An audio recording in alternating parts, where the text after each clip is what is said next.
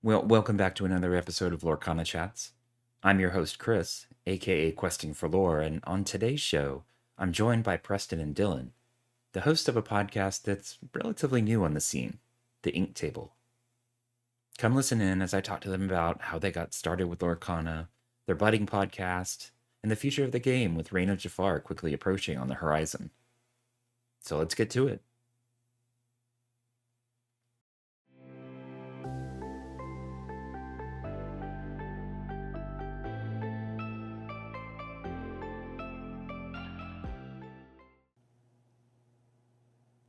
Well, hey guys, how's it going?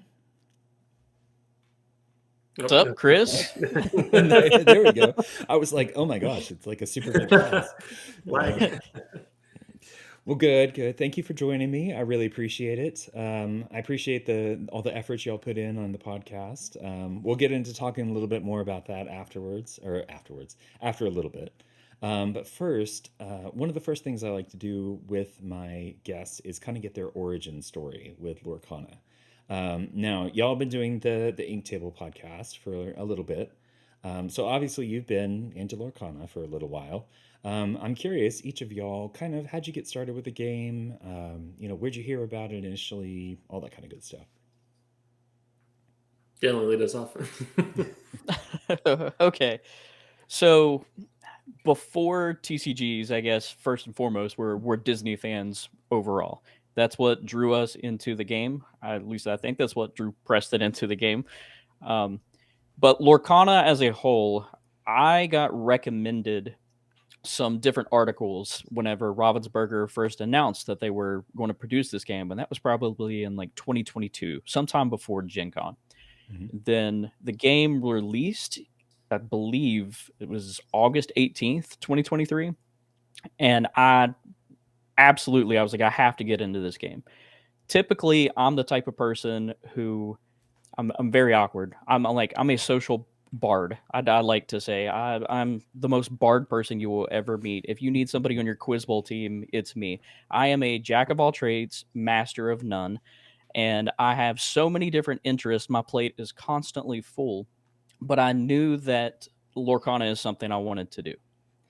And although I have probably like a 19 in charisma, I have a 20 in awkwardness. And I'm sure some of us could relate to that. Yeah. I had never been to an LGS before to an extent, so I had no clue how to actually get into a TCG and play it firsthand. I just knew I needed cards, but cards at the time were really hard to get. So I actually thought that I got a great deal and bought like a case off of StockX with money that I didn't have at the time. But I've never heard this story before. Well, there you go. I think you're in for a treat, Preston. We really don't ever have time to like talk. We talk Lorcana, but we don't talk personal a whole lot. So you're going to be in for some stories today too. But now that I had the cards, and slightly in debt. I was like, I have to play with these now, right? Like I have no choice. So I got those in September of 2023. So I think it was September 25th. Okay. And it took me a little while to actually build up the courage to go play at an LGS. And then according to Melee, I looked this up earlier, it was October 21st. So almost a month of me trying to convince myself to actually go play this game. But then from that moment, I was just addicted to the game and the community and the passion and all of my new friends. So nice. That's my Lorcana story. Yeah, it's funny to hear, I talk to a lot of people and to hear so many people say that this was kind of their first foray into TCGs and really getting out there. And it's like half of them, it's like, I didn't know there was such a thing as a local game store, even before this. So yeah, it's amazing to see how it really brings that out in people and really draws them into that community. So anyway, so I lived my whole life. Sorry, I lived my whole life like with one foot in the door into TCG communities. Mm-hmm. I played Magic in high school for the tiniest bit, and I went to an LGS like 1 or 2 times. But I don't really consider that like my first initial TCG. That was mostly friends being like, "Here's a deck, play." Yeah. Yeah, no, Nice. it's always fun because whenever I talk about my Lorcana origin story, I have a colleague who lives about 30 minutes from me. Again, we all work from home and whatnot. And I Mhm. was in Canada actually, and I remember getting this text message from him going, "Hey, this Lorcana thing, I'm really into it." And I Googled it and looked. I was like, "Oh, something Disney. Disney's doing something else. You know, they're always doing 50 million things." Mhm. And then I got to talking with him, and then I distinctly remember going to our local game shop, and I was actually with my colleague at the time, and I just wanted to play. He gave me a deck, and I just wanted to see what this was like, and I distinctly remember playing with a ruby amethyst deck, just some Okay. hodgepodge, Yeah. just some hodgepodge deck of cards, really. And I remember playing and I was like, "Oh, this is fun." And I remember losing my first match going, "I just lost, but I just had fun." Like that was so much fun. I was playing Friends of the Other Side like an item, like I was tapping it every game and just drawing Oh no. cards. Wouldn't that be It was a nice? humbling Oh my gosh. experience, Yeah. and everyone was learning. My opponents were learning, but Yeah. um, I got into it and I played. I remember playing Dylan that first time walking into that game shop as well. So that is where the two peas in the pod kind of merged in a sense. That's where the obsession came from. But really, that's kind of my main thing. I remember going to that shop, coming back home, and obviously we were in a product drought in Mhm. what was it Q4 2023. And I remember just, trying to find any shop that was selling product at a reasonable price. My local game shop didn't have product. I checked everywhere and I had no idea it was that in demand. So I remember buying just all the starter decks, a couple sleeves, and I just remember just how much fun it was getting into it. So and now here we are almost 2 years later, and I'm still having fun. I've got more people into the game, and it's evolved into this thing that is so much more that is than just playing every weekend on Saturday. It's Dylan and I constantly trying to keep up with the news, talking about strategies, and just trying to be good members of that friendly community that I remember seeing whenever I first walked into that game shop. So that's kind of the origin story there. Nice. Nice. Yeah, it's really cool to hear so many people say that, that was one of the things that really brought them in. It was the community aspect of it. Because you get a lot of these games and they're super competitive, or they're just Mm-hmm. like, you have like Pokemon that's like really high on the collection side. You get people lining up outside of stores Mhm. days before to get in and get these things, get pallets worth of product. But and then you have Magic, which is, I mean, it's a great game. Don't get me wrong, because I played it a little bit back in high school too. Um, but it is definitely very competitive. It's been around for a while. It's kind of built up that whole aspect, that community, that competitive aspect to it. But um, it's nice to look at Lorcana and say that there is just such an emphasis on the community around it. There's casual players, there's competitive players, there's collectors, and while they're not always necessarily the same people, there's room for all of them in the community. It's not like, oh, they're just a collector. It's like, oh, okay, cool. We all love the art, we all love the cards. Of course we're going to collect them. We may have more of a focus on competitive play, but it just depends. So, Yeah, it all depends. yep. Do Yeah, and y'all it's can? so cool what Oh, you've go ahead. done because you've had so many different guests on here that you really get to see both sides of that coin. Mhm. And it's awesome that you get to have these communications and see everybody from the community and what Lorcana means to them and how they play the game. So Yep. it's really cool that you're doing this and provide that outlet for everybody to be able to see both sides. Oh, I appreciate it. Yeah, I mean, honestly, selfishly, it's fun for me because I get to talk to all these great people, It's like, I don't think I have ever reached out to somebody in the community to say, hey, I'd love to have you on the show, interview you. There's been nobody that has said no. And it's just been so great to be able to, to touch on all aspects. I've had I had Digital Ink on, and he just collects. He doesn't play very often. and so he takes it, from that aspect where he's like looking at card values and, trying to make sure that he's getting full sets of everything, play sets and stuff, instead of, okay, I need what's hot in the meta right now, that a competitive player might be worried about. So yeah, it's really cool to see how many different ways that people are approaching the game. And it's the same game we all love. It's just, what slice Right. of it that you like. So And there's room for everyone right now too, and that's the cool part. Like there's yeah. plenty of room for casual players and just leisure players to run.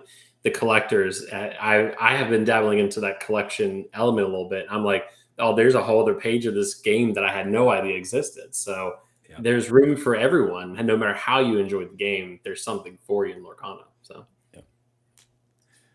So do y'all consider yourselves more casual players, competitive players, kind of something in between, or?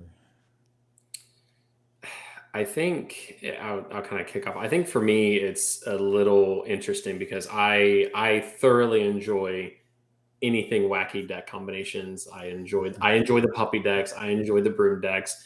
But then I did enjoy Ruby Amethyst a little bit, whatnot. So Yep. I think for me, I am community focused, league and organized play focused and whatnot.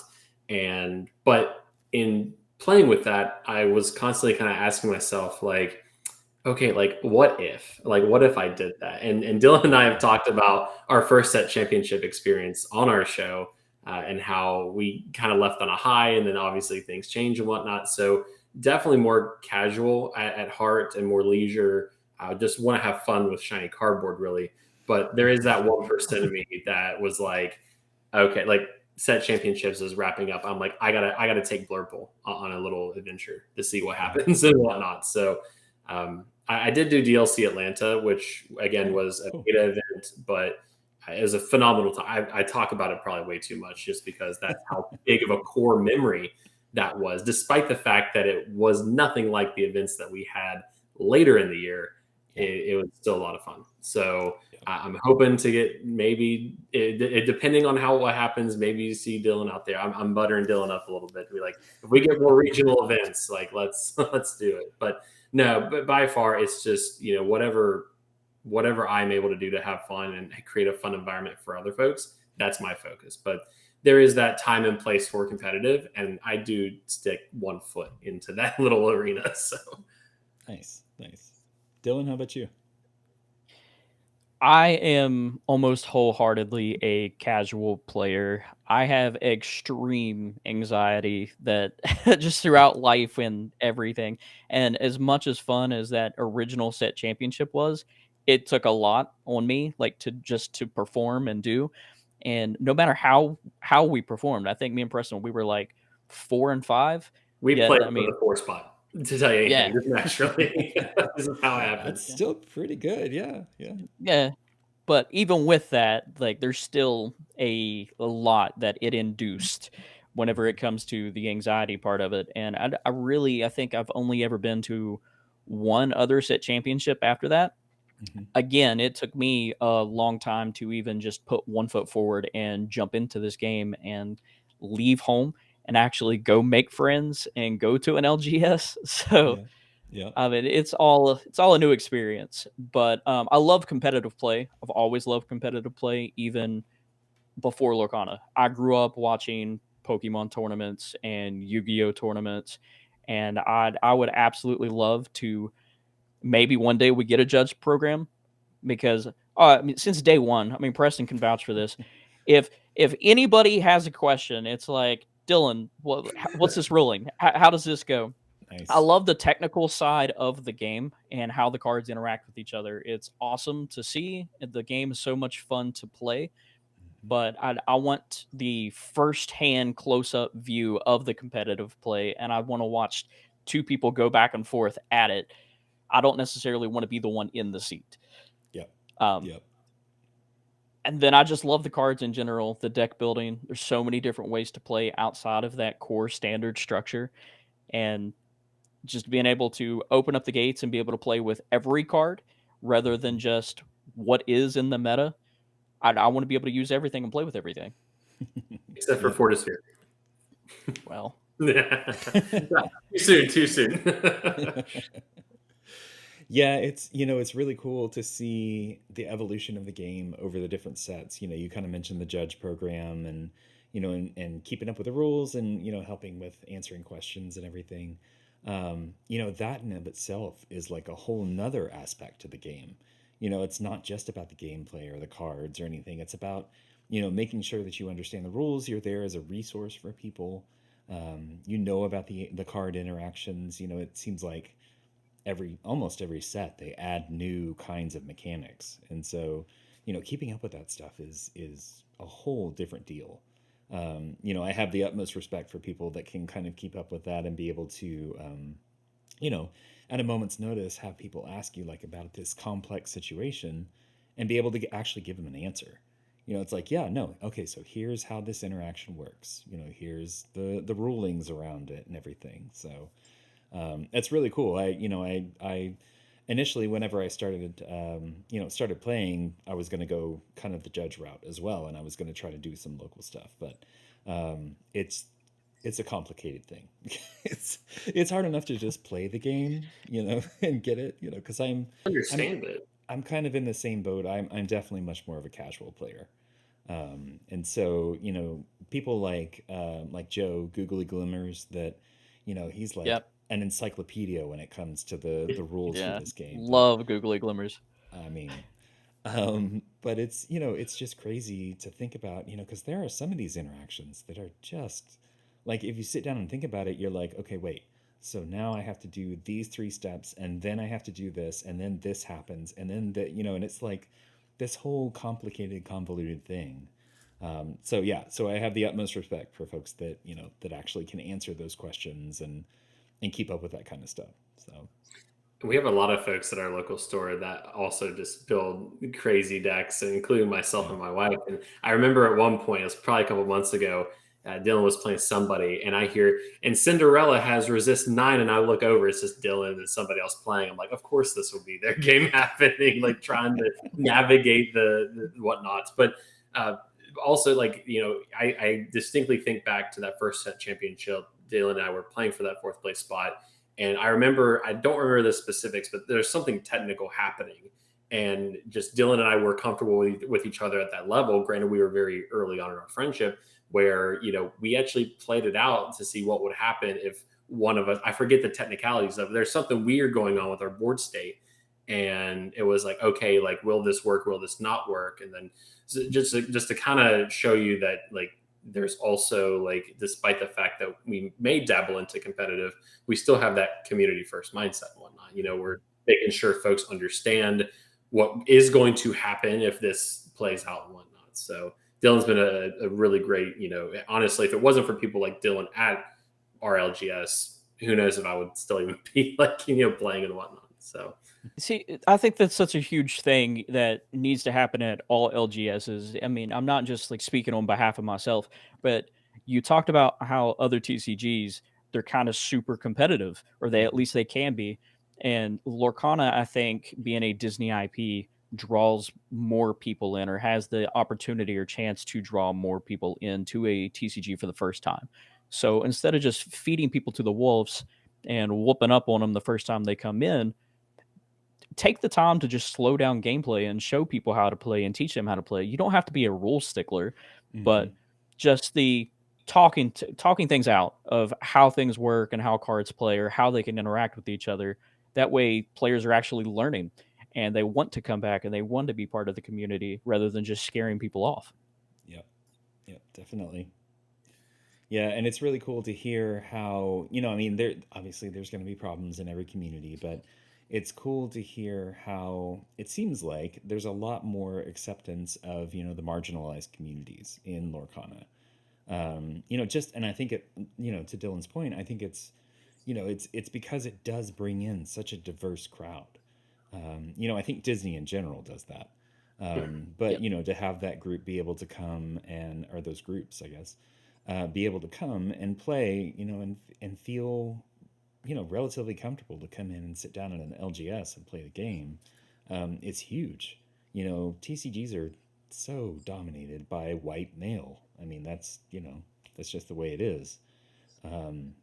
You know, and so to have something that's as special as this game to really bring out and, you know, have those people feel comfortable coming in and, you know, playing, just sitting right alongside everybody else and enjoying this game. So, Absolutely. Yeah, I think we talked about this with Rebecca as well when we had her on the podcast, mhm, and just I think you're in a pretty rural area too, just like us. mhm, And I don't know what the scene is like at your LGS.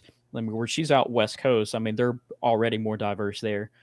But even at our store, there's not a lot of female representation, and if there is, it's my wife, Preston's wife, some other wives. It's not necessarily females going out of their way to come on their own, and it is a dominated market by males, and I think that Disney does open it up for more females to come, and I wish they would, people in general.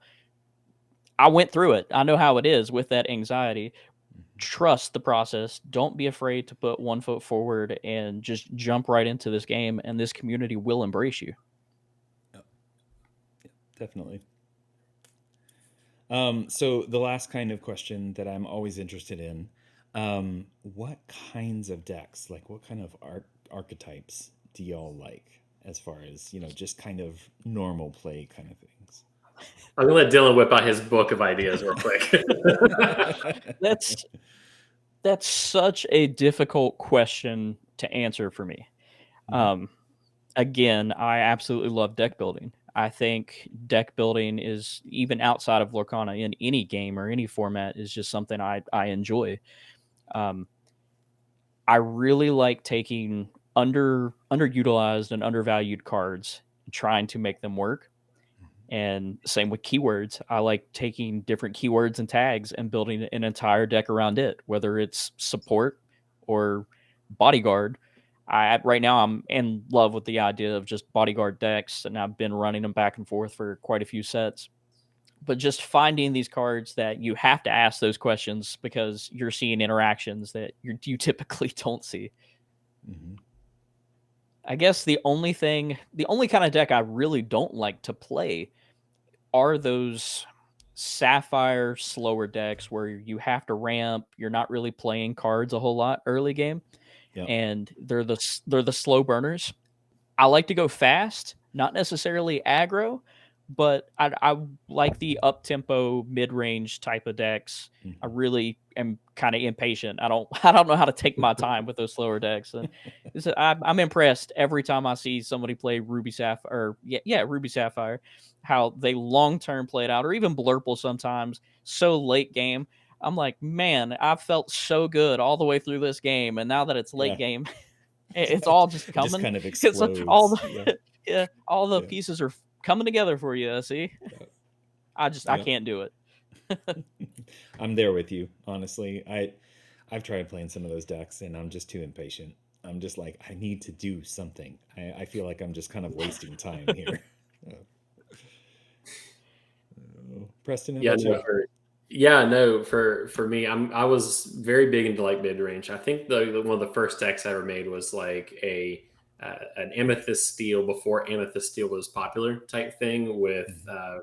Fairy Godmother and Cinderella, Resist, and Big Hercules and stuff like that. But then I am a Sapphire convert, so I am now the slow player, having to ink 15 things in one hand and then finally play a character. No, Sapphire has been a slow burn for me. I distinctly remember being at League playing Ruby Sapphire for the first time like 3 sets ago, looking at Dylan and going, "I'm not playing this again." But I have Blurple right now is my passion project. Dylan knows I've been playing Blurple since Ursula's Return with Mhm. weird Flotsam and Jetsam combinations. And I've started to give Blurple a little bit of a back burner since it's become meta in a sense. And I really don't like to run meta decks at League. I like to play something very mid range, something that is just a little bit more fun for me because I don't want to bring my A game to League every weekend and whatnot. That's just not that there's set championships, there's DLCs for that. But whenever Blurple finally got all the right pieces, and now with Reign of Jafar, it's looking to be a lot of fun. But Mhm. Amethyst is probably my favorite color in the game. I have a graded foil friends on the other side, if that tells you anything. Nice. But I love Amethyst. Sapphire was a lot of fun because I absolutely love some weird Sapphire archetypes and whatnot. There's a Merlin. Here more recently, it's been Hades, but Blurple, and I would say honorable mention to Ruby Steel. I know Ruby Steel is still kind of like that under the radar deck right now, but Mhm. whenever I'm having to sit there and do math to calculate resist and how much lore is going to be gained, I'm a very Yeah. big fan of that challenger archetype. Like that is such a core fundamental of the game, and I like to take it back to what we had in sets 1 and 2, very challenger heavy gameplay. So right now, Blurple's the pack is the baby. But right now, Ruby Steel I'm having a lot of fun with it with the addition of Mushu and whatnot. Yes.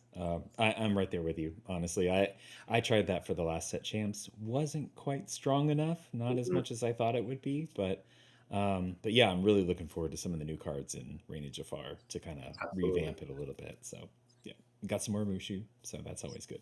At least one more. Well, yeah, yeah, but he got an enchanted, so That's true. there you go. It's a great Is card. that Mushu's enchanted or is that Cricky's enchanted? Let's be real. I know it has Mushu's name, but Focus on the real thing. Yeah, yeah, yeah. Well, cool. Well, so okay, so I do want to talk about the podcast.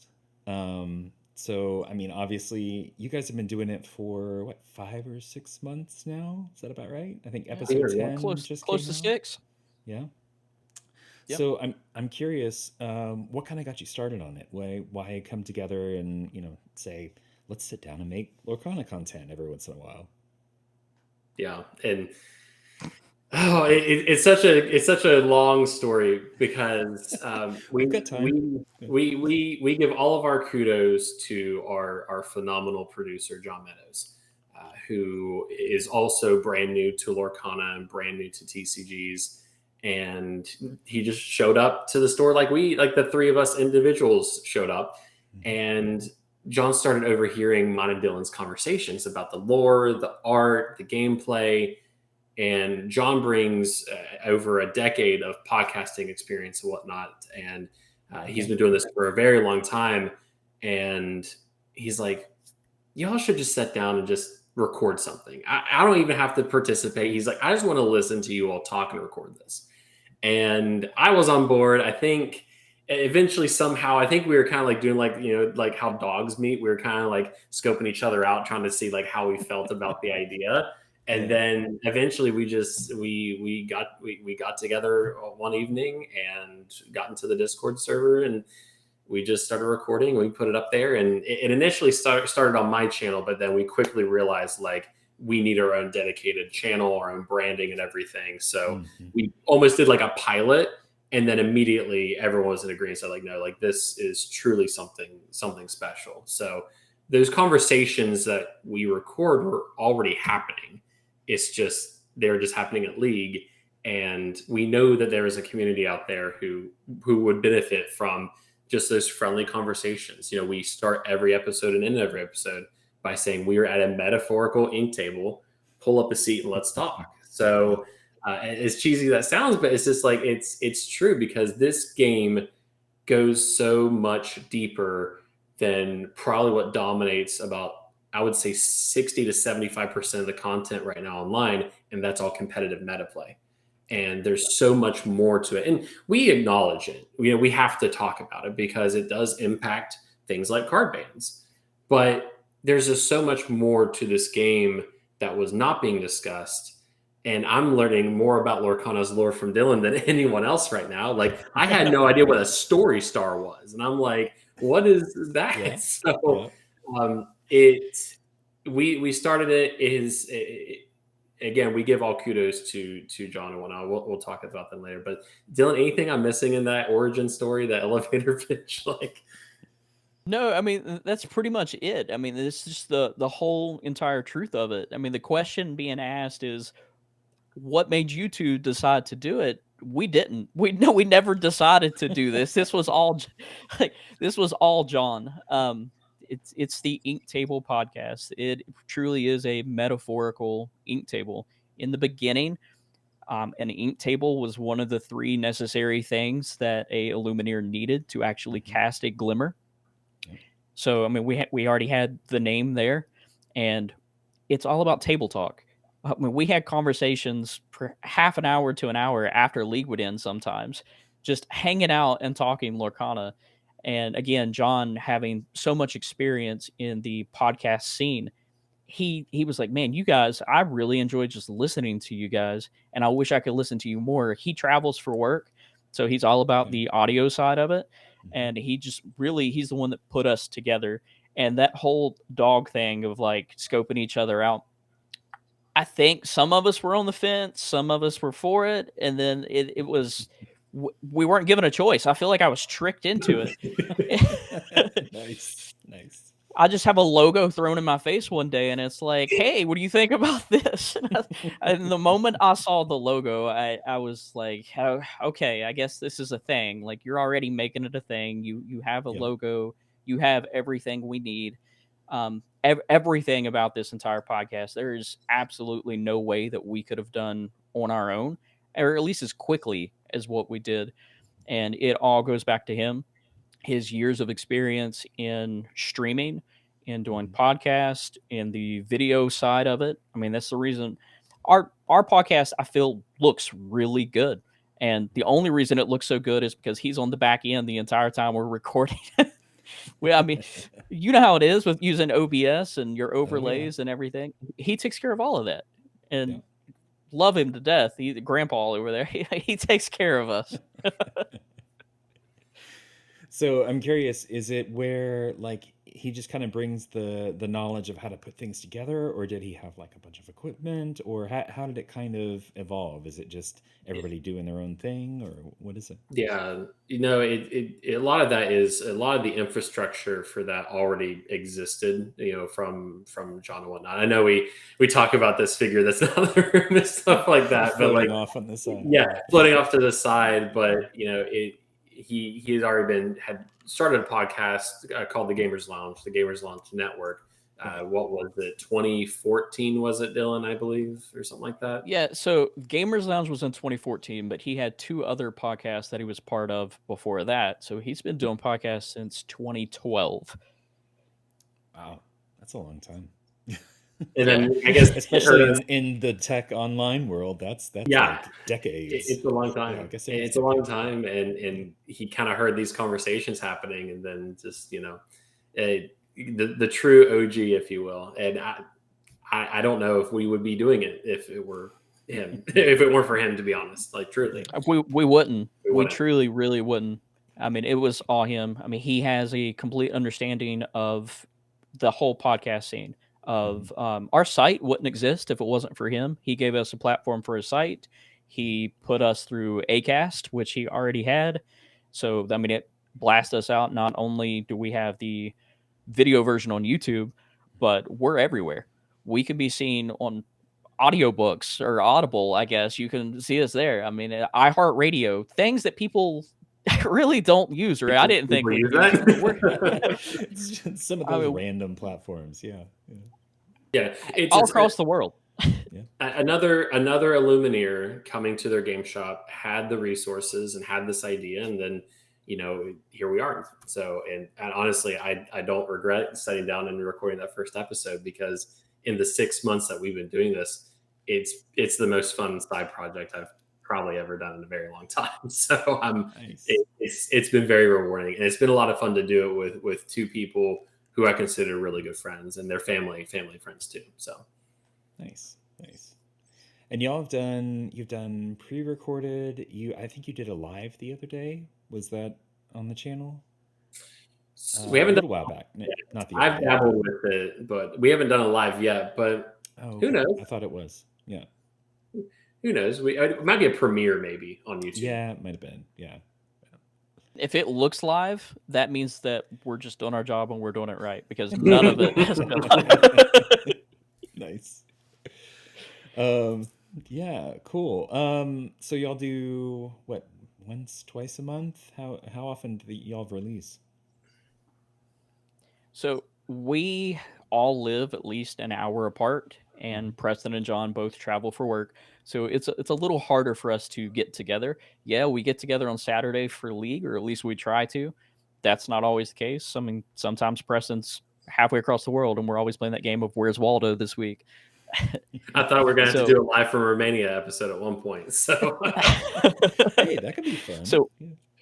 we always try to at least once a month or have that once a month cadence. And it really just when the availability is, we are attempting to slowly get more content on the channel and upload more often.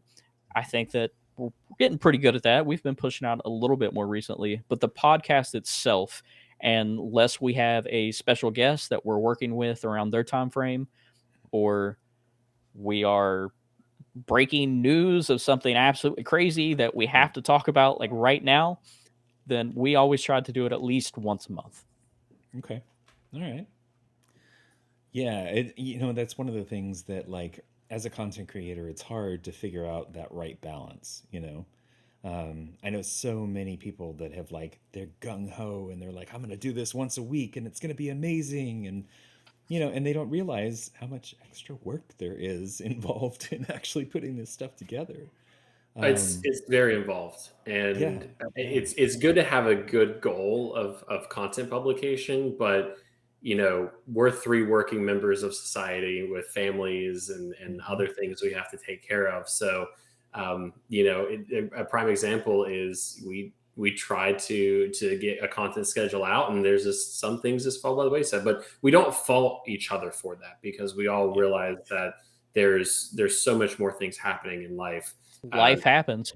Truly, Yeah. like life happens, and life comes first. So it's somebody will start editing something and it might get thrown to the wayside because of something going on, or I'll be like, oh, I have 5 shorts ready to go, and then it's like dribble, like just nothing. So we don't fault each other too, and that's important too, because our primary focus is getting the long form out on YouTube and getting the audio version up. But then whenever we have 2+ hour long episodes, which seems to be our running average, how we started to experiment with how can we fragment this up a little bit. We can talk about that later, but no, it's good goals to have. But I think over time we have gotten better and better at streamlining things. And it's just like we record, we know the immediate things that needs to happen, and then we have our stretch goals for the next episode.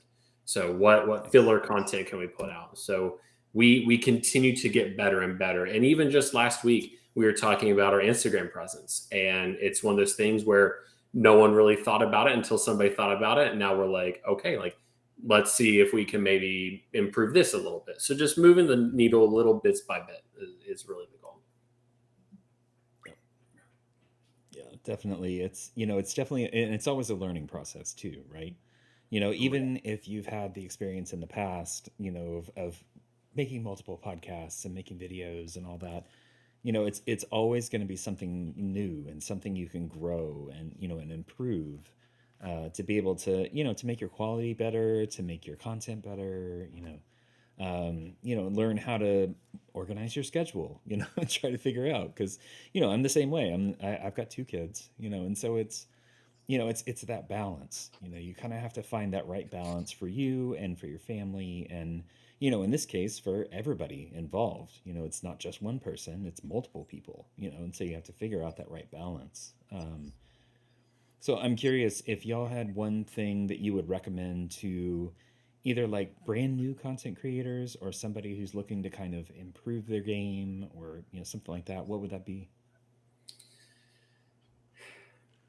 Oh, many thoughts are just scurrying over my mind right now. Share as many as you want. It doesn't have to be just one, honestly. I want to hear Dylan's thoughts, because I have a few, but I don't want to duplicate.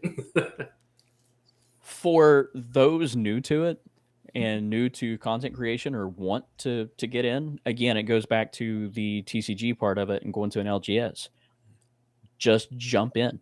It doesn't matter what your content is. Find what you enjoy doing.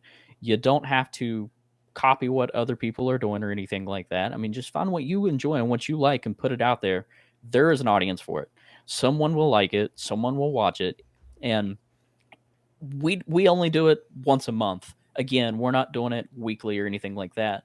We thought for sure at first that we weren't going to have any following whatsoever because we're not constantly uploading. It's just one of those things, or at least in my head, that's what it was. I was like, man, this is fun to talk about. I'm glad we're uploading it, but I had no clue in 6 months where we would be. Mhm. And even John, who has been doing this for years, he even told us like yesterday, he's like, man, 6 months and this is where you guys are. He's like, I've been doing this for almost 15 years and then I've never got invited onto another podcast before. There you go. Yeah. So, Nice. I And mean, y'all are, I just checked, and y'all are almost at 100 followers on your YouTube channel, which is pretty yeah, impressive for such a young show. I was looking at analytics before we started, and the last 28 days has been our largest sub growth in the history of the channel. And I'm noticing I'm a very data person, but I've noticed that probably in the last 28 days has probably been the most consistent views per hour and per day, really, and also sub growth of the entire channel. So, we realize that we are just one needle in the haystack of content, and it's so weird to talk about that from Lorcana is still a very niche thing, but the community and creation side is so big. So, we recognize that, we are not the largest community in the Lorcana space, and we need multiple voices and opinions in order to have a healthy community. So, any additional we have on any additional follows on whatever socials, we consider that another seat. The table is kind of big now at this point. It's going to be a pretty big growing. table here before long. I'm happy to piece together another chair real quick and kind of do a little leaf in the table here. yeah, looks like an IKEA trip happening soon. Yeah. Dylan I think this is Dylan's first online content project, right? Like video wise, Yeah, I mean, again, this is always something that I've wanted to do, but it goes back to that anxiety thing and always coming up with excuses for myself as to why not to do it or why I couldn't do it. So, no. For me, I actually have a history with YouTube. I've been on YouTube and been dabbling in YouTube projects really since about 2012, 2013. Okay. I've actually worked full time in the YouTube industry for a certain stint, and then I went back to the industry that I'm in and whatnot. But I worked a lot with YouTube projects through high school, through college, managing channels. I managed TikTokers in 2018 and whatnot, full time there for about 8 months. But one thing, and I have a couple friends that still do work in the YouTube industry. So for me, it was like a homecoming. I had always wanted to come back to and create content and whatnot, but just like Dylan said, there's an anxiety thing around that, especially with where we are located. People don't do YouTube content. Like if they do, it's like, like you do YouTube or whatever. Like Yeah. So it's a stigma around it, but I could not think of a better way to have a homecoming back to the YouTube platform than this ink table project. It's been fun to relearn the analytics. It's been fun to learn what new tools are out there. I actually said that whenever we started the podcast, I actually sat down with my friend who does this full time for a large company, and I was like, catch me up. I'm about 6 years out of it. What did I miss? And he's like, but one thing he told me, and I want to spread with you and answer the question, is now is the best time to be a creator, because the tools that we have on YouTube and the other third-party tools to create shorts and manage content did not exist 10 years ago. So we now have very powerful tools, even built into YouTube's Creator Studio, that we did not have 10 years ago. And I'm seeing some of the stuff and I'm like, I remember having to pay for a third-party platform to get like keyword tagging research platforms and whatnot. Like, Right, and now right. it's like tags aren't a thing and hashtags are a thing. I was like, what? I was like, tags were like the end all be all in YouTube content. And whenever my friend told me that tags are no longer really relevant, I'm like, what do you mean? That's all I know. So it's been a relearning and whatnot. I do a lot of the YouTube side for the ink table, and something that's been really helpful too, and something that I think can contribute to our success over the last 28 days is we have our long form content, and we always did shorts and stuff like that. but we have now started taking key topics from the long form episode, like talking about set rotations. We trimmed that into a dedicated 15-minute video and uploaded it to the platform, to YouTube, linking back to the long form. That has been paramount. We have noticed a very significant, again, for the size we are, a very significant increase of viewership and watch time, hours watch time, and even subscribers and whatnot. So that has probably been our most successful experiment. And it also helps us not strain ourselves. And it's important that if you are doing YouTube, start with what you have, don't strain yourself. And for us, keeping that balance, because I know at one point Dylan was like, we've gone a month and we haven't uploaded. I'm like, I have a few ideas. Like, we were really we were talking about doing all sorts of things, but we have found a way to take our once a month episodes and really not make it stretch, but really make it into more bite-sizable videos that I think is a lot more dissectable than having to click on a 2.5 hour long video and then select a chapter and whatnot. So that has been a lot of fun to relearn and really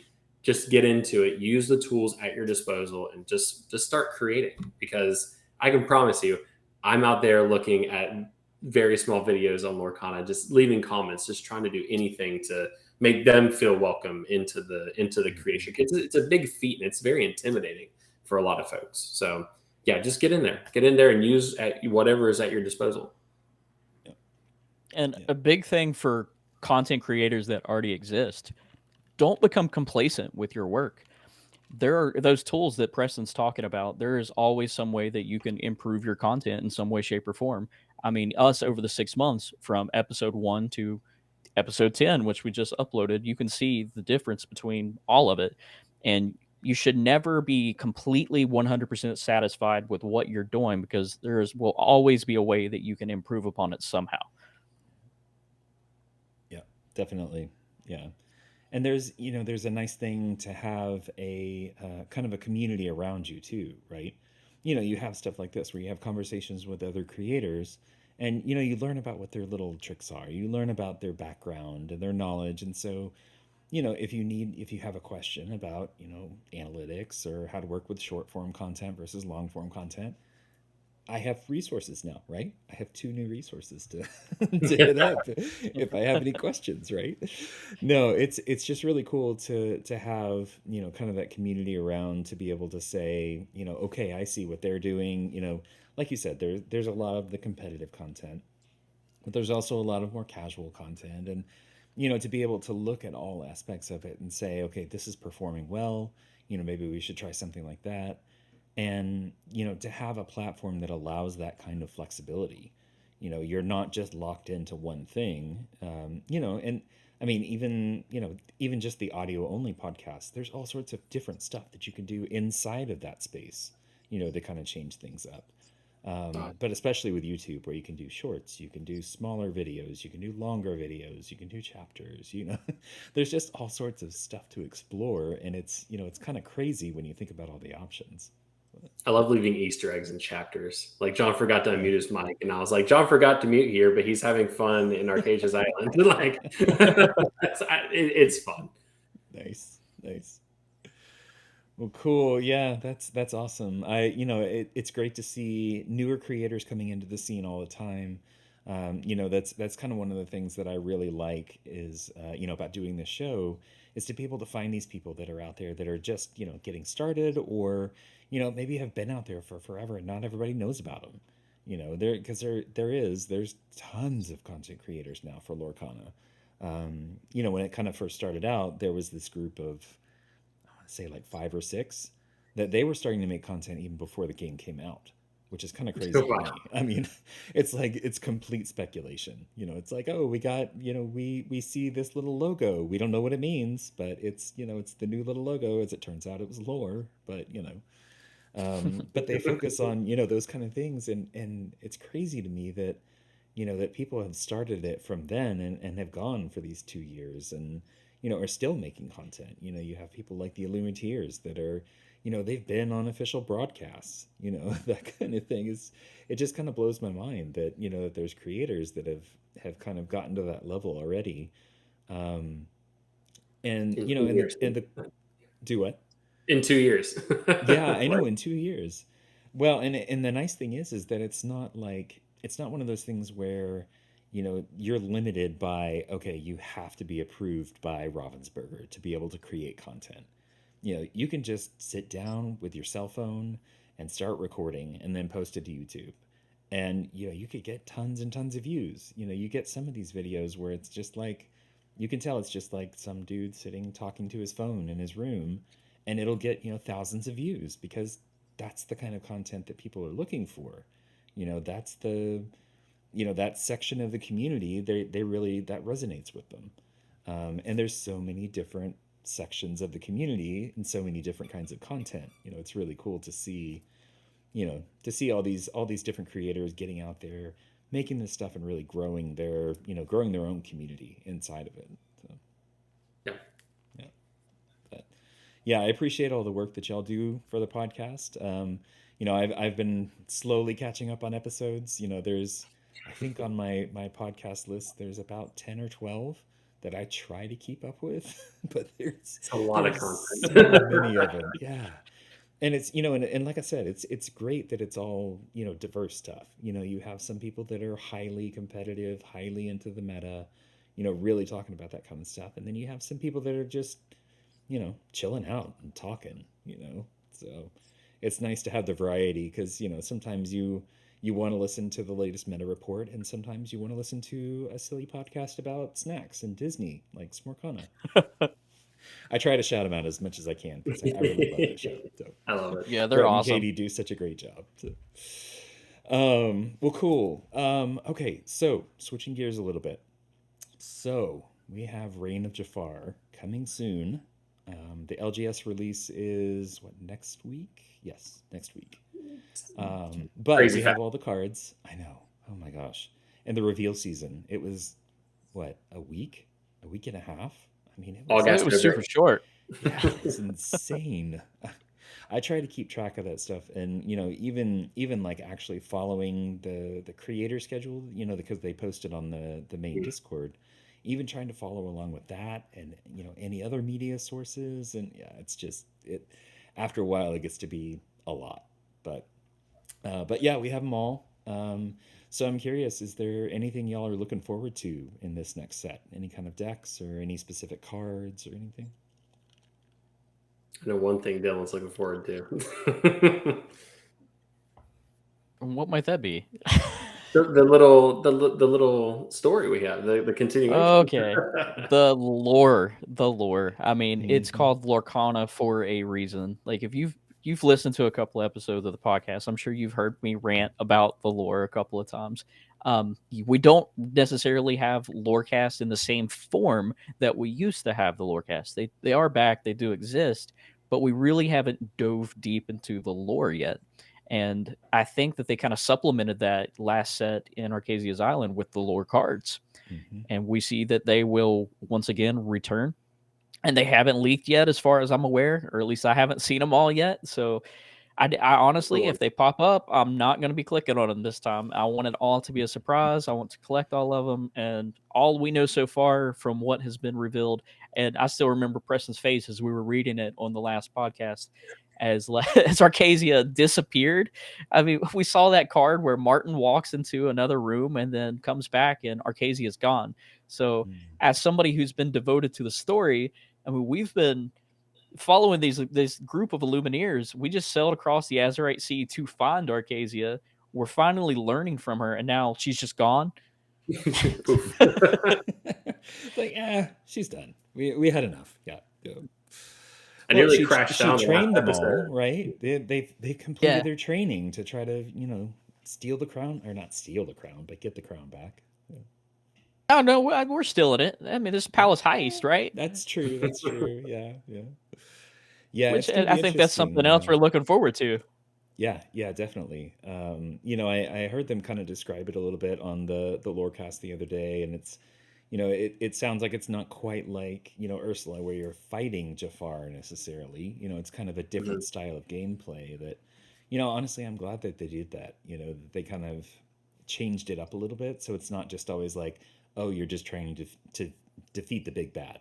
Every single time. It's the same thing. And it's in You a know, box. well, yeah, It and it's is in in a a box. box. It's in a Yes. box. That's my big Yeah. thing. Yeah. Yeah. Yeah. Yeah. I feel like they will change it every time. Mhm. Again, we don't know if it'll be every 4 sets that we go up against a big bad. They have came out and said that it might take a little bit longer than that. We might have story arcs that take 6 to 8 sets.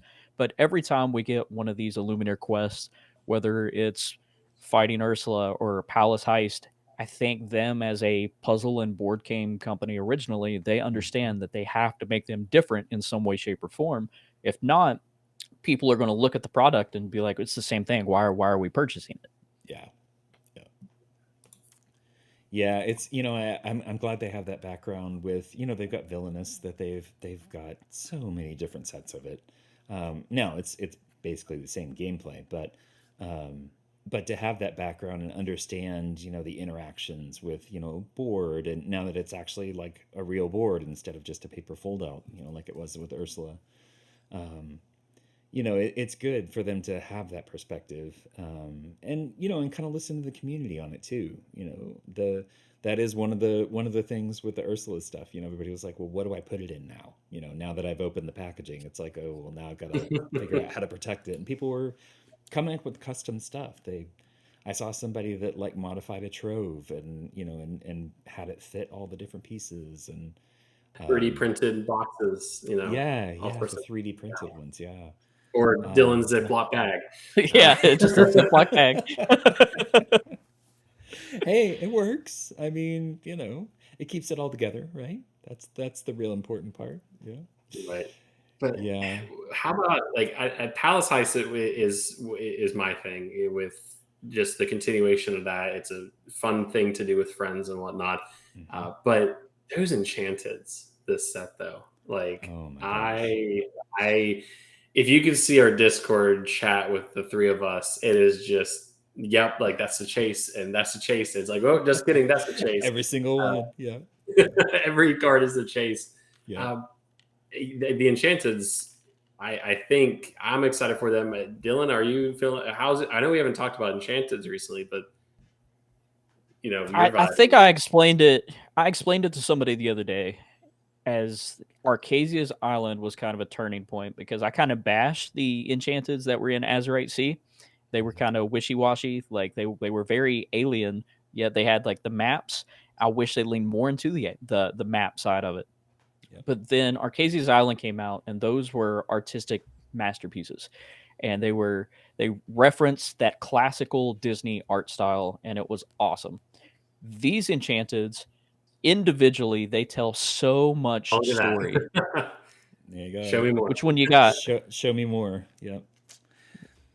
Nice, That's one of but my yet one of my favorites from the these set. So anyway, go ahead. the new Enchanteds just as individual pieces they tell so much story.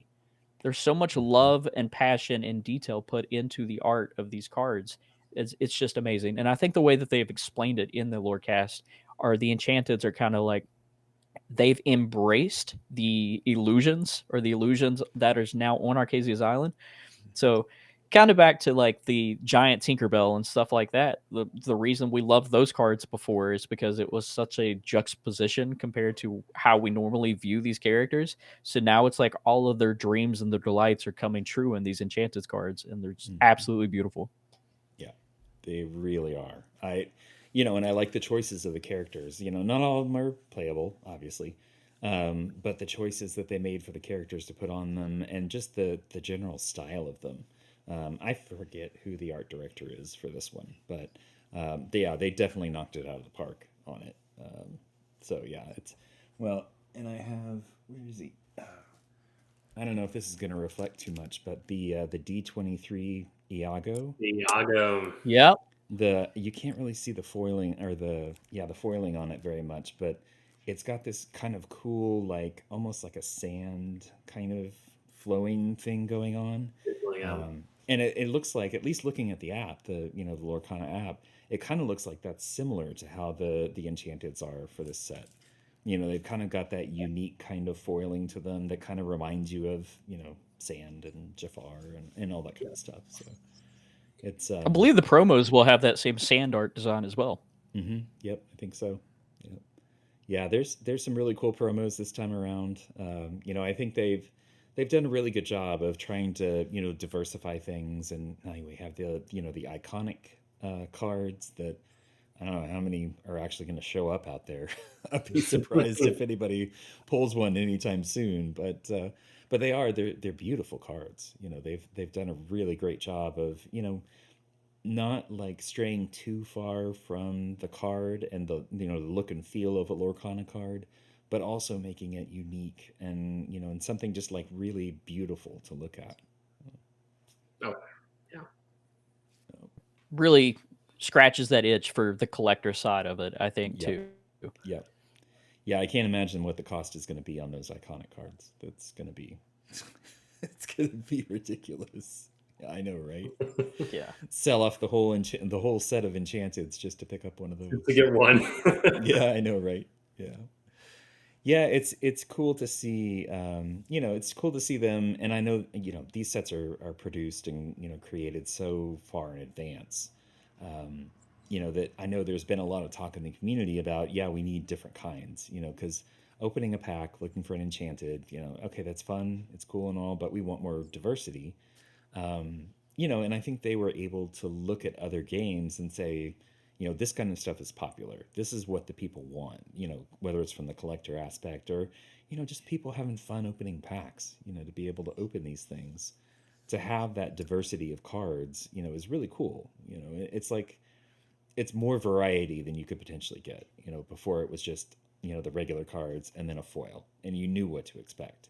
Might be an enchanted every once in a while, maybe, but 9 times out of 10, or 9.99999 times out of 10, it would just be a normal pack. Yeah, I know, right? Random. Yeah, it's it's fun to collect them, to try to complete those sets. I don't know if I know anybody. I mean, I know they're out there, but I don't know anybody personally that has all the sets with all the cards already, including enchanteds. It's just No. it's a lot for the average player to gather that stuff.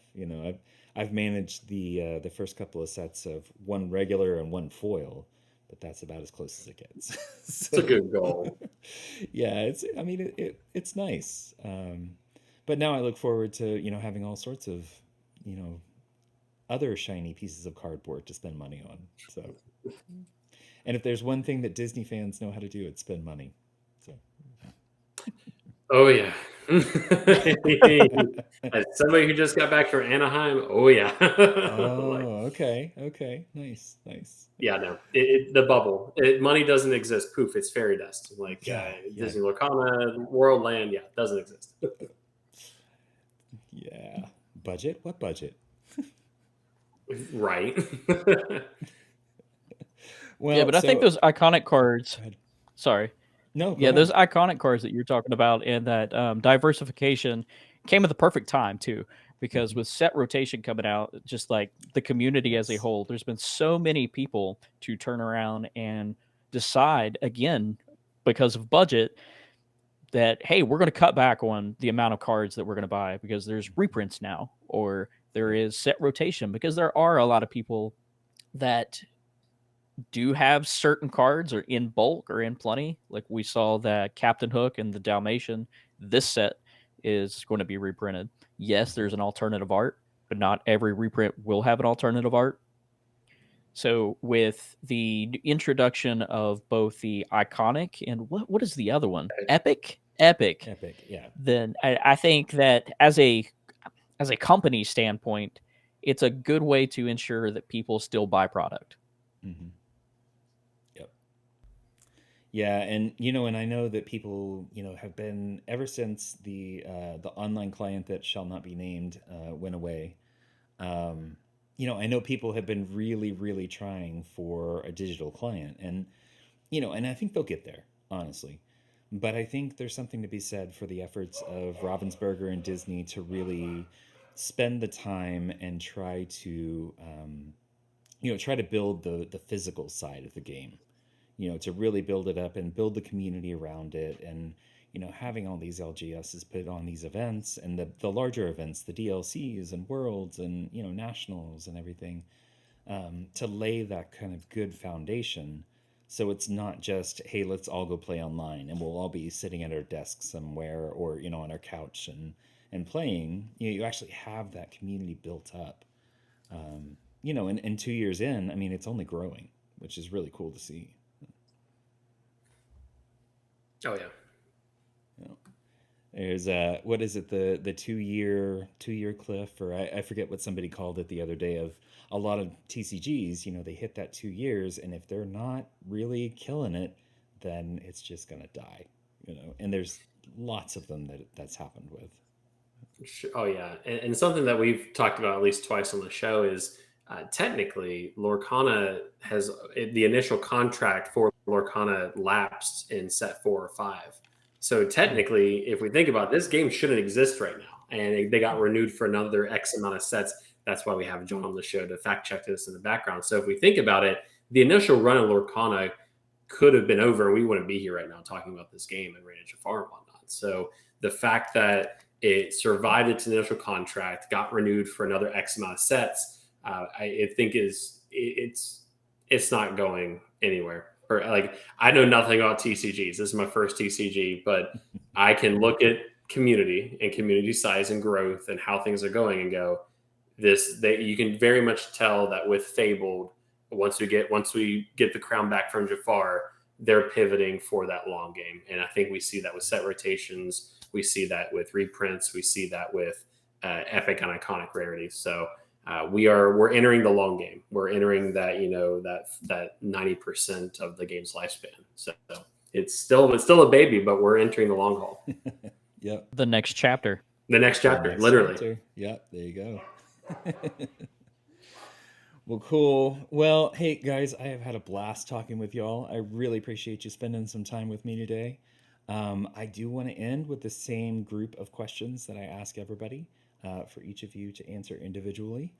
So I want to start off with favorite ink and card. And Preston, I think you kind of answered some of that before, so you can go first. Sure. Blurple. Yeah. And Amethyst at heart, but there's one card in particular that Dylan has said it's my mascot card, and that is the Sapphire Merlin Intellectual Visionary. Mm-hmm. Where if you shift him on top of another Merlin, you pick up your deck and look for a card and put it into your hand and shuffle. Not only the mechanic is fun, that's the only mechanic we have in the game, but also just Merlin looks incredible in that art. So that's probably my Amethyst ink at heart, but favorite card's gotta be that Merlin Intellectual Visionary. You mean this card? Yeah. Yeah, that worked out well. I just happen to have a copy right there. Yes, absolutely. Underrated, just fun. It's my mascot. Nice. All right, Dylan, how about you? So Amethyst is something that we've both talked about a lot on the podcast, about how it's just such a good ink color. I've ran it for a long time, and I absolutely love both Amethyst and the Arthur Wizard Apprentice. But I've found that Still as a ink color is more consistent throughout all of my decks. That whenever I'm playing Amethyst, chances are it's Amethyst Still. When I'm playing Amber, it's Amber Still. Not necessarily Still Song, but lots of bodyguards. And if I could pause real quick, I would like to apologize to you for something that you may be unaware of. Because I have absolutely been in love with bodyguard decks, as I've said, and that goes back to the Amber Still here. Mm-hmm. But I kind of had like a little hissy fit whenever they got rid of Fortisphere and they banned Fortisphere. And I was like, man, we really need a replacement for this Fortisphere card. We don't have one. And there's this other card that is similar to what Fortisphere's bodyguard ability does, and I was like, I really don't like that card. Any idea what that card might be? I can't imagine what you're talking about. It might not be, a certain card that I got to reveal a while back. Yeah, so yes, the training dummy. And I was bashing the training dummy a little bit. I was like, training dummy is for dummies. Well, you know what's funny Either is way, that same time, because Morcana they do their little award show, and Training Dummy got worst card of the set, and I was like, oh Poor no, come thing. on, guys. Yeah, no, I know. I don't worry. I know it's not a great card, but it's fun. but I like favorite the card. Yeah. card. Yes, favorite card.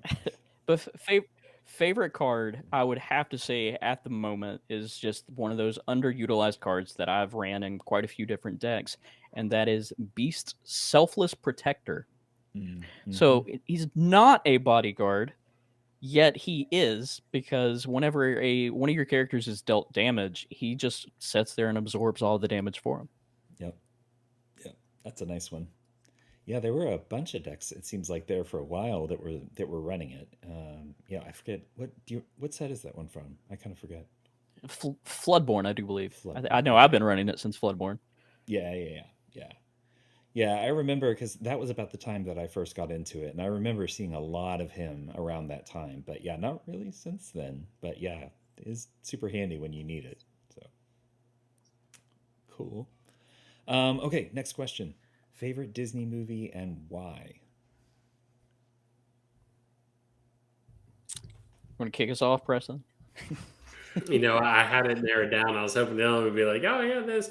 I'm catching up on a lot of the OG Disney stuff and whatnot, but Mhm. two that I distinctly remember from my childhood and whatnot. I can't have one. I gotta have two. But Treasure All right. Planet and Atlantis, just because I think those films just the story, the technology behind Treasure Planet and Atlantis just really appealed to me as a kid and whatnot. So those two easily probably my two favorite films, and they're completely separate franchises, but they feel so like connected just with the way the story flows and it just just things that I would have never imagined as a kid, like somebody be able to create a storyline with crystals from Atlantis and stuff like that, like Yeah. all that. So no, easily those two. You can't have a one. You easily got to have back and forth on those. That's all right. That's all right. More than one is acceptable. Cool. All right, Dylan, how about you? Fantasia. Ooh, Absolutely okay. love the movie Fantasia for multiple reasons. I guess first and foremost would be the music. The music is fantastic, and I think it kind of is the set piece of what Disney became within their animated films. And it kind of like, even without words, it's still, I don't know another movie like that besides Wally that tells a story just through music alone and iconography in the scenes. But from a historic standpoint, we all know the saying, it all started with a mouse. So Mickey came out in 1928, and this is like your little Disney history lesson that you're going to get. So everybody listening, this is pretty cool. Um, so Mickey came out in 1928, and after a while, so many other cartoons came out, whether it was Donald Duck, Goofy, Looney Tunes, Betty Boop, Popeye, other characters, that Mickey started to dwindle off in popularity. And Walt did not like that. He wanted to do something about it. So in 1938, he actually came up with a new Mickey Mouse short, being The Sorcerer's Apprentice. And he liked it so much and knew that it was going to be so good that instead of it being a standalone cartoon, he wanted to put it as a scene within an actual large production piece. So 2 years later, when Fantasia came out in 1940, it kind of brought Mickey's popularity back onto the scene. And maybe we wouldn't have Mickey as much as what we do now. And again, as somebody who enjoys the lore, I do the same thing whenever it comes to like Kingdom Hearts and the video game side of a Disney. I'm like, man, it's so cool seeing how these Disney characters can interact with each other and their world. And this world is much, much deeper than just this one cartoon that he's in. Like, House of Mouse was so cool seeing all of them interact together. Yep. But I think Fantasia was kind of like the first piece to do that, and Walt wanted it. It was something that he wanted to ensure that Mickey lived on.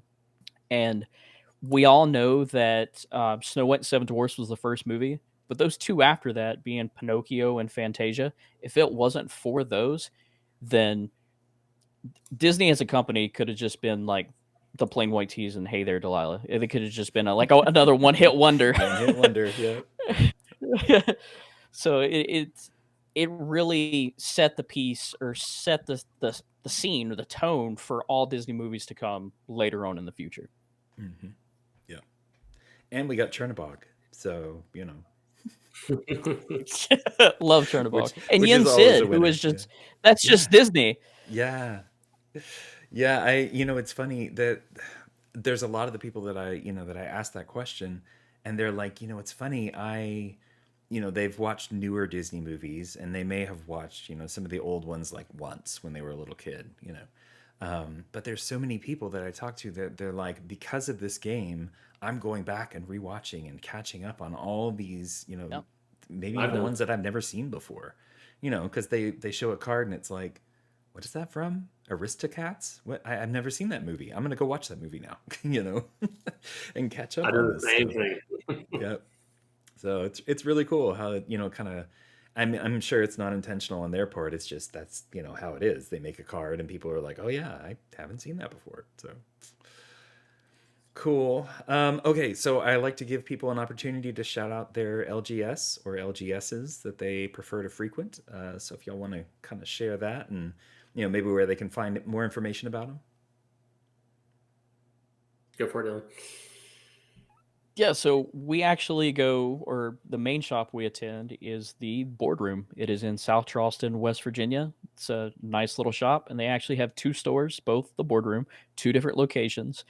I know Preston lives a little bit closer to the sister location, but still travels out of his way to still attend the LGS that I go to, and we absolutely love the crew there. They've been 100% supportive of this game since the first chapter, and they deal with us all the time, coming up to them outside of just our regular league play, asking random questions about, hey, can we set up a theme night or this and that, and making sure that our community is just having a blast and a fun time. So shout out to Josh and Kayla and Brandon and all the other employees there who really do take care of us and give us a place another place that we can call home. Our home away from home. Third space.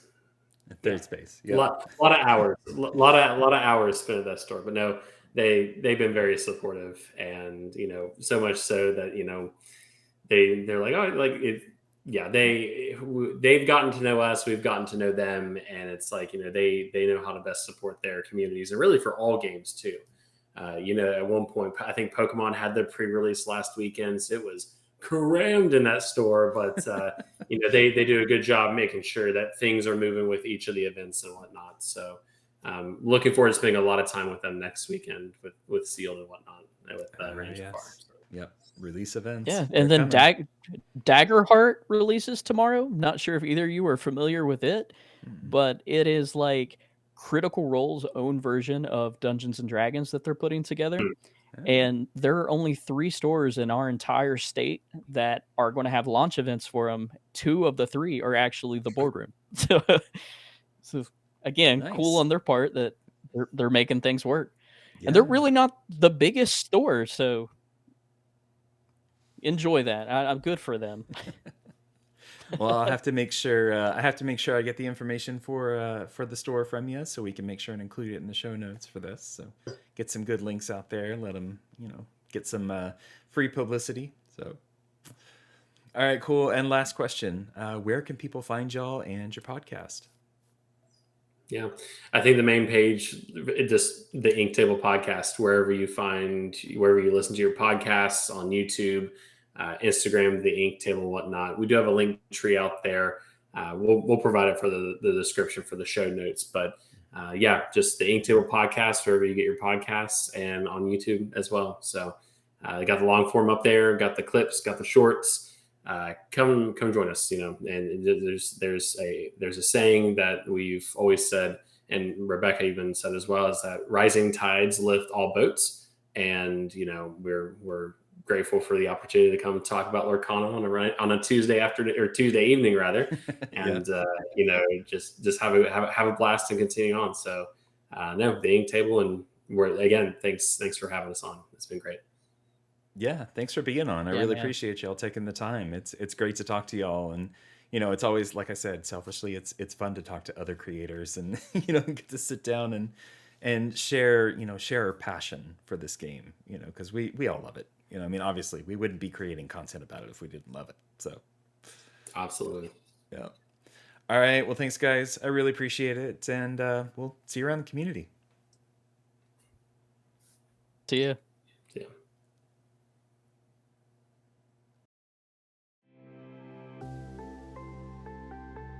Well, thanks for listening in on my chat with these two great content creators.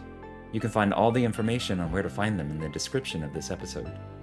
If you like what you heard, make sure to like, subscribe, and rate our show in your platform of choice. You can find out more about this show at LorcanaChats.com, and if you'd like to reach out to us, send an email over to LorcanaChats@gmail.com. Thanks for listening, and we'll see you next time.